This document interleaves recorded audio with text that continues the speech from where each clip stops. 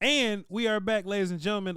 Me and Bryan Broaddus raced raced back to find the camera and the microphone after we left the break.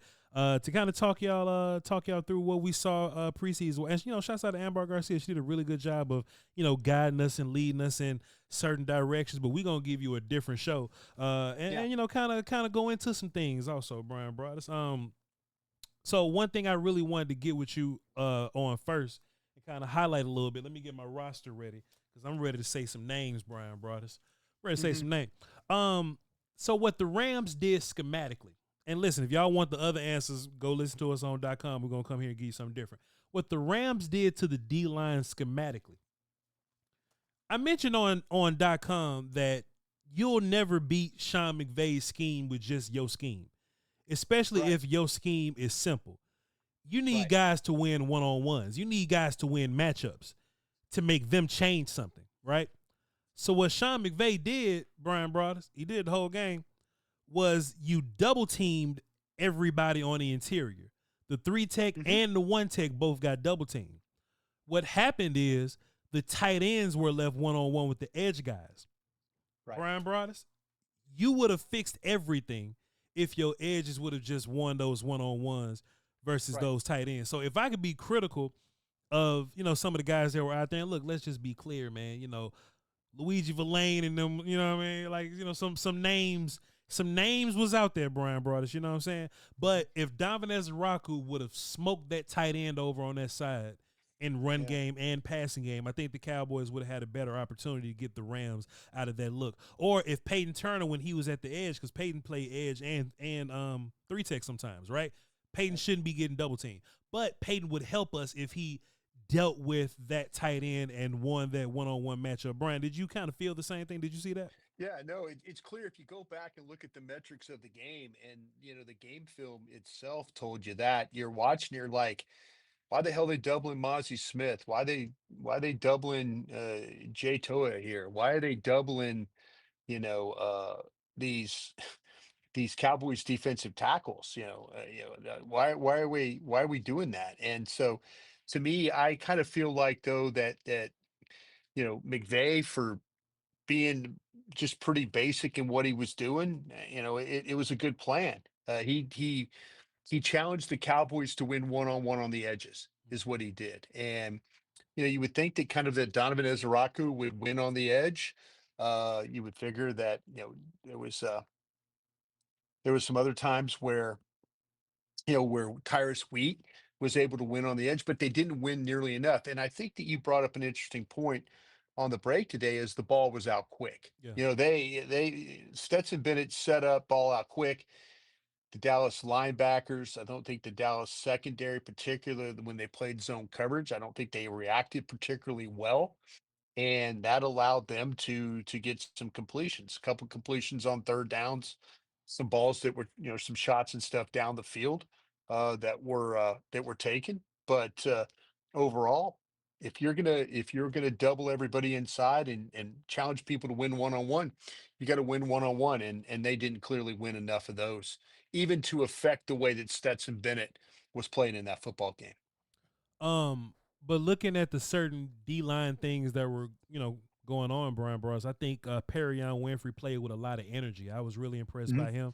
I just want him to settle down and, read the run sometimes and not just whoop who's in front of him. But at least that enthusiasm can make me feel like he's buying himself some time. Mozzie got doubled a bunch, but his job is to get double teamed. His job is to get double teamed and kind of deal with that. But everybody got double teamed. Like Jay Toia got double teamed. Perry got, like, they all did. Peyton Turner did as well. I just wanted to see Mozzie, sure, beat the double teams, but even when you lose them, show some fighting enthusiasm or whatever. I'm not going to beat down Mozzie, I promise. And let me see, Ernest Brown. Did you see anything interesting from Ernest Brown? I just kind of I saw Ernest Brown. He gets off the football well. He also plays extremely high, and he could be taken for a ride. But he's going to try and play on the other side of the line of scrimmage. I think him and Daxton and guys like that. I think they tried to. King Basotti, I think, tried to play on the other side of the line of scrimmage. the thing that the problems that you have with Mozzie Yeah. is that he's not always playing on the other side of the line of scrimmage. And you're right, he had 8 pass rush opportunities. 4 of them he was double teamed on. If you look at Jay Toya, he had 12 pass rush opportunities. He was doubled on 9 of them. You felt like watching some of those guys play that the sense of urgency was more with those guys than it was with Mozzie. Like I say, Mozzie is these guys are fighting and to get upfield, even against double teams, one on one, whatever they have to do, run defense. They're fighting to get upfield, and you don't always see that with Mozzie. You just don't see it when he does have a one on one opportunity. You don't see him whip a blocker and then get in the backfield. You just don't. Yeah. And that's the problem right now. To me, that's the biggest issue with Mozzie. We always talk about always laid off the ball. He doesn't. Mozzie Smith does not win quickly, Mhm. and Mozzie Smith doesn't win in gaps. And to be good in this Matt Eberflus defense, from what I'm seeing, you've got to be able to win and win a gap. And if you have to hold a gap, you got to be able to hold the gap. And with Mozzie, it's not always that's the case. Like I say, Jay Toya, he is fighting double team. He's spinning around. He's getting inside. He's using his hands. He's being active. A lot of these defensive tackles were very, very active. If I could just see Mozzie be active in that way, you know, shoot a gap, make a tackle for loss. He did it in some of the games last year, against the divisional opponents. He played in the backfield. Everybody else is playing on the other side of the ball or playing at the line of scrimmage. And he's playing at the line of scrimmage and really getting no further than that. And that's the story of Mozzie Smith. When he has a chance to win one on one, he's not winning those battles. When he's playing the double teams, he's not getting close. And yeah, it's hard to fight double team blocks all day, but defensive tackles do it, and they're able to kind of hold or penetrate or work off or get to the play and stay active. It's very hard for him to do. Now James Houston, Bryan Broaddus. Yeah, I ain't never heard nothing about James Houston, Brian. I ain't know who he was at first. We was at camp together trying to figure out yeah, who James Houston was. But he yeah. but he actually got an 8 sack season in the league. Like he's He a did. veteran type No, guy. yeah, So he's yeah, a seasoned pass rush. He's not like one of these right. other young guys that's kind of fighting for their life right now. And James Houston actually showed the ability to kind of beat somebody in front of him, but the ball Yeah, is like out kind of quick, Brian. I think yeah. there's actually a world where James Houston can be here over a guy like Peyton Turner, Brian. Yeah. See, Peyton Turner to me is more of a run defender than he is a pass rusher. And there was some things in training camp where we saw Peyton Turner actually win some outside rushes, Mm-hmm. whether it was against Thomas or Awesome Richards or whoever was playing tackle. We saw Peyton Turner have some wins, and that gave me some encouragement because I just really kind of thought that he and Marshawn Nealand were like left in guys. Play the run, get off blocks, don't get your outside shoulder hooked. That's kind of what I thought. But Turner had some rushes, and he had some rushes as a nickel guy. But James Houston is a legitimate pass rusher. He's very much in the same cloth what you see with a Dante Fowler. That's kind of how he's got that ability to capture the edge, bend, play, play down the line, finish at the quarterback. There's some reps where you can watch him play and be very effective and have a burst and have that ability to win on the edge. And it's for a veteran guy, and he's not this long in the tooth veteran guy, 4-year guy, but he's had some of those moments, and he had some moments in the game the other day where he was playing with some bend, and he was playing with his hands, and he was playing with being physical at the edge. And so, but he's more in the Fowler group than he is the Turner group when it comes to playing football. Yeah, for sure, for sure. Um, I mentioned the linebacker situation a little bit earlier. I just wanted to get some more details into it. I left a lot of details on the table, Brian, because I really want to watch the film to prep myself for these verbal fights I be having with you, sir. Um, Hmm.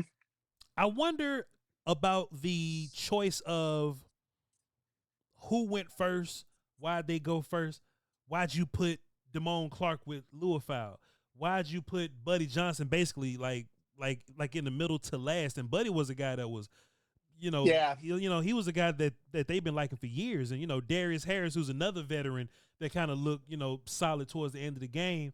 Shamar's a rookie, so he's gonna do like Shamar things or whatever. Louisville was the best of the linebackers, but Brian, why'd you think Clark was the first guy out there as opposed to like more veteran and honestly guys that have proven themselves a little bit more? Buddy and Yeah. Damian Harris have proven themselves a little more Yeah. than Clark. Why was Clark Clark, the first one out yeah, there? Clark was first off because of the questions that you asked the other day. When you went through the initial two deep roster, it was it was Leofau or Clark. Clark, yeah. It was see Clark had practiced well enough to where he was considered like, well, wait a minute, maybe we actually do have something here. Clark reverted back to some of the ways that he has played before. Mm-hmm. It was in practice, he looks one way. And you can, and this is what's frustrating, and it has to be frustrating to the coaches and frustrating to the front office because you saw things during practice where you believed maybe things with Eberflus has changed with Damone Clark.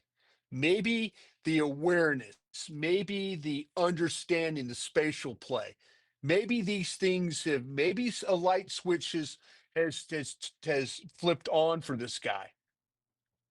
He looked very ordinary the other day. Did not look anything like we'd seen at practice. Didn't like, he had from talking to Aisha Morrison, we had her on last week. She talked about him and Leofau and those guys having a good scrimmage. I didn't see that with my own eyes, but talking to people, they mentioned Damone Clark. But Damone Clark looked very average and very ordinary the other day. Whereas before, he put him in position to be an or guy, Yeah, Leofau or Clark. He didn't play like an or guy the other day. He just he looked, he looked almost frozen yeah, in the way that he played. The way the awareness, the spatial awareness, things like that, yeah. not good enough. And now you look at it, and there's a couple more preseason games, and is he going to make the team? Because well, we saw flashes, but man, it was. I'm not gonna lie. Watching the tape of him was really disappointing the other day. Mhm. We didn't get a chance to go to talk about this during the show, but Israel was a second half guy. Yeah, Um, and Brian, we've been at camp watching camp. Like Zion Childress has separated himself from a lot of these guys also. So if you were to tell me that Israel and Zion Childress were on the field, I would think they would be the guys that earned the ability to go out there first because they're the yeah. guys that have been kind of playing a little better in camp. Robert Rochelle and Andrew Booth were out there first, and I didn't think that they were as good as Zion Childress and Israel. So Brian, why do you think they went out there first? I'm just curious about Veterans and why they took veteran. these I guys. mean, yeah, I think it's a veteran deal. I think it was a veteran thing. Rochelle and Booth. I think that Eberflus wanted to go. But Izzy's a veteran guy.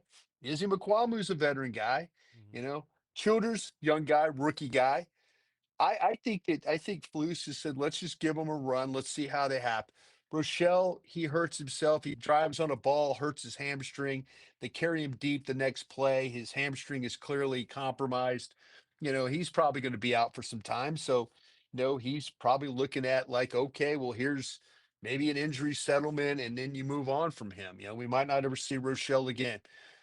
I will say this though, Izzy McQuamu and our Kentucky rookie, Yeah, Zion Childress. I think that they need to be competing for that nickel spot Yeah, with Kemon Hall. Hall. Yeah. I if you told me, and I I've seen this in camp. They really do like Hall. They liked him in OTAs. They liked him in minicamp. They liked him early in training camp. Looks pretty ordinary to me right now. Sure. And to me, you can't be pretty ordinary and play nickel corner. You can't. You got to have a lot of fight, and you got to have a lot of dog in you. That's why Jordan Lewis, and I hate to bring up Jordan Lewis, but Jordan Lewis survived because he had a lot of dog in him. There are people that did not believe in Jordan Lewis that are no longer here. Well, he moved on too. But they have got to figure out the nickel situation. I don't think it's Hall. And I don't know. And I've said this on several platforms, and that's the beauty of being on a lot of platforms. Talking to Bland, he does not want to play. But okay, and Bland, they might not have a choice. Bland might have to be the nickel slot corner, Mhm. and they have to figure out who's playing on the outside. Yeah. And they might have to figure who's playing on the outside of Elam. Yeah. It's Elam, Bland, Bland. and then who are you going to get? And this is where it kicks you right in the junk because you don't have Butler, you don't have Carson, you don't have somebody right now. You know, do you completely trust Izzy? Izzy reminds me of of that guy who is always near the play but just doesn't finish the play. Yeah. Just always near the play. Good. Now, he had a great interception the other day. Good for him tracking the ball. I thought he was going to get called for PI.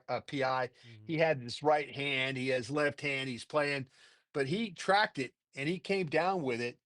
And he showed some of that fight, and he'll fight, but he's got a little bit of that, like he's always close guy, Yeah. always close, and then not, and then you're like, damn, I mean, shit, he was almost there, and then he didn't make the play. Mhm. So, but to me, Vosh, and I don't know what you saw, this nickel corner, Mhm. slot corner, Yeah. this thing needs to be completely re-examined before they get to Philadelphia in week one.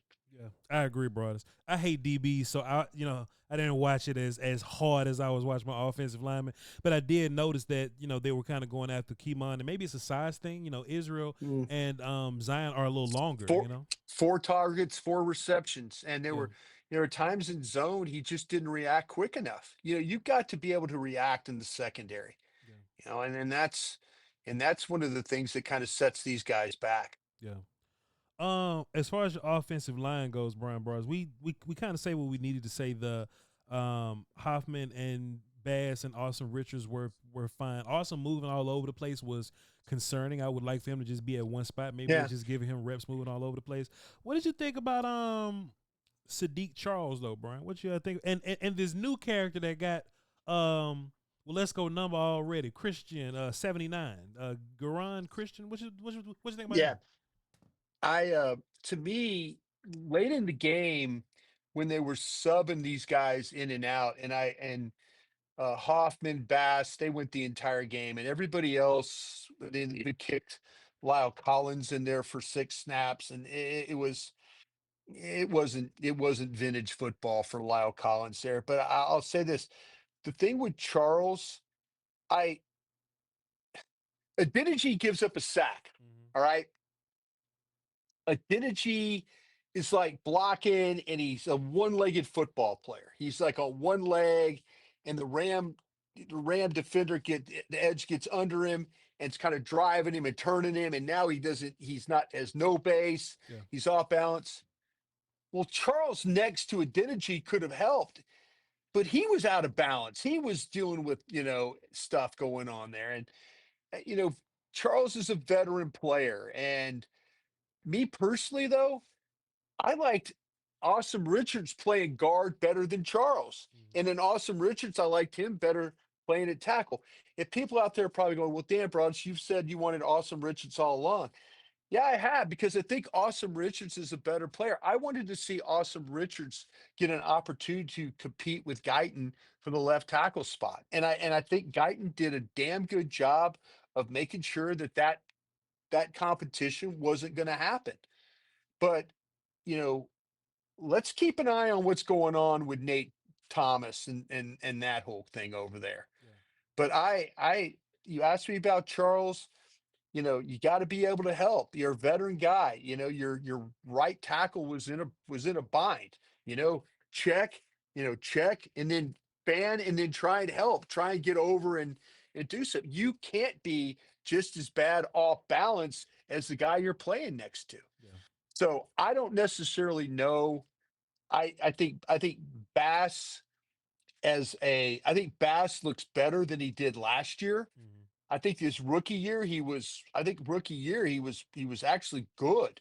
Yeah. Last year I didn't recognize that guy playing. This year he looks like he's playing a lot better. The movement, the trap, the get the second level, all those things. If I can rely on Bass to do those things and Awesome Richards to also help him there and not have to worry about Charles, I think I'm doing that. And I just, like I say, I'm kind of just, I believe in what I'm seeing with those guys. But I thought that Awesome Richards was one of the best linemen you had in that game the other day, Yeah. the way that he was playing. I want the next two games, Brian. I want the coach to kind of settle in a rhythm. I was being funny when I said it. I didn't tweet it because it might have been true. But he was calling plays like we were doing practice segments. You know what I mean? Like we was doing a Mm, run drill. I mean, like a yeah. passing series the first couple. Hmm. Then we're gonna run some runs. Then we're gonna do some. Hmm. Some red zone here. It just felt like a practice script. What I want Shotty to work on the next two games is kind of finding a real flow to where we're running the ball, and then once the Yeah. run is set up, we'll Yeah. throw the ball, then some, and Yeah. then once we've thrown the ball, you set the draw up in here, and then play action happens. Right? I would love him to, I get that he wants to save his best plays for the regular season, but those guys still need to look out there. You know? Yeah. You know what? The problem with that is to me, and I don't disagree with you. And my man, they kept telling us, oh, he's going to be vanilla and he's not going to do anything. He had a Cheesecake Factory menu out there on a play sheet. No, Yeah. that mean that thing had hooks and Everything. and rings and all. And you're thinking I've seen coaches call plays off a bar napkin. Mike Leach basically had a napkin in his hand Yeah. that he was calling plays. And for Shoddy, I think the biggest problem for Shoddy in that game, Botch, to be honest with you, Hmm. he got down 14-0, and he had a quarterback that for the first half of the game he did not know what he was going to get from. For sure. He didn't know. I think I think if you get a quarterback, if say Will Greer starts that game, maybe there's a little bit better rhythm to how you're calling ball plays. Hmm. Maybe there is. But I think he honestly was hunting stuff that Joe Milton could do. Hmm. And I think, and I'm not giving Shoddy a pass because there was a couple of sequences there where that first six plays, bro, you've got to understand that your defense was reeling. You were not, they'd ran a lot of plays on you and needed a break. The last thing they needed was you to go three and out, three and out. Hmm. That was, luckily they found something and kind of even the plays out, Yeah. and the time of possession out. Because that thing had the potential that the Rams were going to score every drive. Yeah. That had that kind of potential to it. So Shotty, I think, has got to do a better job of kind of knowing the condition of his team. It's something I always bitch about and never I talk about it and no one ever really does it. You got to know the condition of your team. But I also feel like that he was dealing with a quarterback that he had no idea, and looking on his play sheet, what would work and what wouldn't work. And I think that caught him in a bad spot, calling plays. Joe Burrow, Russell Wilson, Justin Fields, Jordan Love. Um, you think we see All Dak next playing. week? They all played in Yeah. preseason. They ain't up Patrick Mahomes. They ain't all play long, but they got out there. You think we'll see Dak for a series next week? I I have my doubts. Yeah, me I too. have my doubts. I really do. When there was 4 games in the preseason, I kind of understand, like the third game that you could kind of make it a half and all that. And that type of football I really, really appreciated. Mhm. If Dak doesn't play this week, he ain't gonna play. They're just not. And people will fight you and argue and say, well, you don't want to get guys hurt and all that. I get it. I I I just know that to be a football team, you got to run football plays. You got to practice football plays. And maybe it is CD and maybe it is Pickens and maybe it is Ferguson and maybe it is Williams running the ball and maybe it is Booker. The Booker one was shocking to me. Yeah. That was shocking that he didn't play in that game. You know, but man, I think football players play football games. Sure. And I used to be the biggest wuss when it came to like, hey, if you want to put that guy back there in the preseason, let him return punts and kicks, sure, go for it. But I can't replace him. When he gets hurt, I can't replace him. I used to be that guy, but I can't tell you how many times we've gone through this Cowboys season and the first 3 or 4 games under the Mike McCarthy administration, and the offense looked like ass, Mm-hmm. you know? Yeah. Maybe you feel like you're getting what you need when you go to the joint practice with the Rams and all that, but you know what? I'm kind of on board with guys playing. I really am, and damned if you do and damned if you don't. But I just don't buy with 4 preseason games the way it used to be. It was easier to play your guys. Now, the injuries and stuff. I can understand why front offices and coaches are scared, but there's a lot of really good teams that are playing their guys, Yeah. and they're getting the benefit from that. If I had to make an assumption, Brian, and I don't know because ain't nobody tell me this, so don't Mhm. purvach this. Maybe the first and the second team got a lot of work during the joint practice, and That's maybe what they'll tell you. and That's what maybe a they'll lot tell of you. third team guys didn't. Yeah. So in my Oh, mind, maybe we're gonna see some more first and second team guys next week. it happened. It happened last year with McCarthy. They did a lot of work. Dak, those 2 practices they had against the Rams, those guys got a lot of work, Mm-hmm. but it didn't. It wasn't regular season or excuse me, it wasn't football. I mean, it was football, practice football where you don't get hit and you have to, that kind of thing. But I I don't know. I want to believe in my heart that if you get guys work, it's going to work out for you. It's going to benefit from you. Right. If you don't play guys, I can understand why people are scared about losing players. Yeah. I get it. I get both sides of it, but I fall on the side of let's play football guy.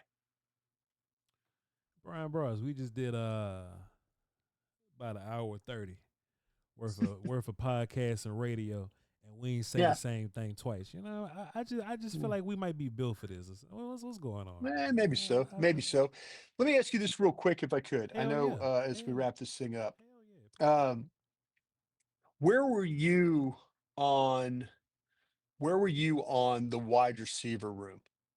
I know that's not your favorite thing to watch, but where were you when it came down to like the Holdens and the Flanoys Yeah. are we any closer to figuring that out, or is this going to take 2 more preseason games? And I thought you brought up an interesting point during the break. Talk about, here's something we're going to circle back on. Sure. But do you change quarterbacks out to get an evaluation of your Sure. wide receivers, Yeah. knowing that Milton might not be as accurate? I thought that was a really good question, and I'll give you the chance to answer it yourself. Wide receiver is my third favorite group, by the way. I love to watch receivers. So going into this thing, Brian, I'll break it like I always went by tiers, right? CD and Pickens are as safe as it get. We might not even see them at all. Mhm. Um, but then there's that next group that's bunched. Those next 2 groups that's bunched a lot more close. Right. The Mingo and Tolbert group. Turpin's safe regardless. The Mingo and Tolbert group. Then it was the Flournoy, Brooks, Jalen Cropper, Holden. I I honestly think that Trayshawn Holden is not going away, Brian Bros. Now I don't think so either. Yeah. he's not going away. Now Tolbert is in an interesting situation because even if Milton is throwing the ball all over the place, you still kind of want to see Tolbert play like a Sure. veteran in that situation. Tolbert led the team in touchdowns last year. So while you versus these twos, I kind of still want Tolbert to excel versus these guys a little bit. And every time I'm expecting something of Tolbert, he kind of falls a little short. People was telling me I need to check myself because he just had a good practice a couple of days ago. But man, that is one of 11 now? That's one of 11 practices? It's a good one, and in 2 days he's really quiet. It happens to him every time. So in my mind, Brian, the new rankings go is Lamb, Pickens, Turpin. Then it's Mingo. And honestly, you have to say Holden's in there. You have to say Holden's in there somewhere. Because Holden ain't going away. Yeah. Holden's not going away. And do you have him or Brooks? Brooks is showing me stuff, but I got Holden over Brooks. Okay. Brooks is showing me that he's got more savvy in his route running. He's finding ways to kind of slip and get open. But Holden is making the plays, Brian. We can't deny that. Holden is making at the end of the day, it's all about who's making the plays, Brian. Yeah. And Holden got the same weird quarterback play going on around him. So, like I mentioned earlier on the break, I think they should consider giving Will Grier more reps just so you can see these wide receivers get some work a little bit, just so we can give them a much better look. That's fair. That is absolutely fair. When you brought it up, I said, you know what? I'm trying to evaluate what's more important to you right now, evaluating this quarterback or evaluating these wide receivers. If my last name was Schottenheimer, Brian, if my last name was Schottenheimer, I'm letting Will Grier open the game for we'll just say like 4 drives. Not even going to put a quarter on it. We'll say 4 drives. And in that group of receivers, I want Will Grier throwing it to Tolbert, Mingo. Turpin probably still won't be playing in game 2. But Tolbert, Mingo, and we'll say Brooks and Flournoy. Let that be your group of 4 guys. That's the group. Yeah. If you want to get Schoonmaker and them involved, Lipke, fine. But those are your group of 4 receivers. Then you can let Joe Milton throw the ball all day for the rest of the game to whoever else you want, to Josh Kelly, Moreno Cropper. If you want Flournoy to get some more reps, let him get some passes from Milton and all that kind of stuff. But give these guys a chance because it's actually close. I think Tolbert needs big play. It ain't locked in for Tolbert. Tolbert's playing. Tolbert's playing these games. I thought Tolbert would be in that Solomon Thomas group. Solomon Thomas ain't a superstar, but he's valuable to what we do, so he's not playing. I would think that Tolbert, being the wide receiver 3 last year kind of guy, leading touchdown, I would think Tolbert would be in that kind of man. Tolbert fighting for his life still, I think, Brian. And Trayshawn Holden right on his ass. So I don't disagree with you. I don't disagree. I think all those wide receivers that you mentioned, Mingo, Tolbert, Flournoy, Brooks, I think they all Holden. I think they all need to play these next 2 and kind of figure this thing out. Yeah. I am, and I think it's far from. Even though I think Holden stepped up the right way, I think he made some good plays the other day, and I'd kind of been down on Flournoy, but he looked like that he came to play the other day, and he needs to keep doing that for sure. Sure did, Bryan Broaddus. Man, appreciate you going to work with me. Appreciate you, man. You about to Thank you, man. You about to do radio. I'm about to do some YouTube stuff because that's our day job type stuff. You know what I mean? But absolutely. But around this time in real life, Brian, we're gonna be doing some Crown Global Media stuff. You know what I mean? Yes, sir, we are. We're looking forward to that. We're figuring everything out. We're locking all the times down and stuff, and we'll be giving y'all updates soon. So we appreciate y'all for tapping in with me. If you thought that my beautiful glassware was lovely, y'all can tap into the link in the description, and it'll be in the chat somewhere. Get you some Salt and Pepper Lounge glassware. And follow me here. Follow Bryan Broaddus there at BRY Broaddus. Somebody tagged me and be like, yo, Voch, why Bryan Broaddus be tripping, but they spelled it BRIAN? I was like, his name's Brian. I almost put his name's YN Broaddus, but it's right there, folks. It's just right there. Just right there. It just at BRYN, and I'll feel great. I'm a Y. I'm not an I. It's all good. People call me Vouch and Vooch still, so it's all good. Vooch and Vouch. Hey, my Siri calls you Voch. Cause Siri's fancy. Siri think I'm Lombardi. British. Voch. Siri think I'm British or something. I ain't get Siri about here. Hey, we'll catch y'all again tomorrow. We'll be doing this again. We'll be on break Wednesday, but me and Brian gonna be doing this all week. So y'all be sure to tap in with us. Until next time, Crowns.